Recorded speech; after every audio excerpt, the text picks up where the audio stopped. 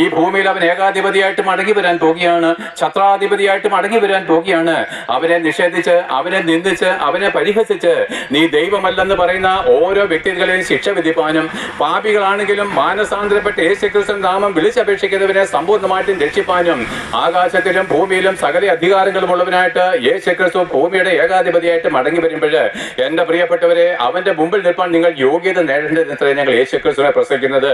നാം രക്ഷിക്കപ്പെടുവാൻ ആകാശത്തിന്റെ കീഴിൽ മനുഷ്യരുടെ ഇടയിൽ ആ യേശുക്രിസ്തുവിന്റെ നാമമല്ലാതെ മറ്റൊരു നാമവും ഇല്ലാത്തത് കൊണ്ടും, അവൻ നമ്മളെ തള്ളിക്കളഞ്ഞാൽ നമ്മളെ രക്ഷിപ്പാൻ മറ്റൊരു വ്യക്തി ദൈവം ഇല്ലാത്തത് കൊണ്ടും, മരണമുള്ള എല്ലാവരും മരിച്ചതിന് ശേഷം അവന്റെ മുമ്പിൽ കണക്ക് കൊടുക്കേണ്ടതായതുകൊണ്ടും, പ്രിയപ്പെട്ടവരെ നിങ്ങൾ അറിയുന്നുവോ, നമ്മൾ പാപം ചെയ്യുമ്പോൾ ഒരു രസമുണ്ടല്ലേ?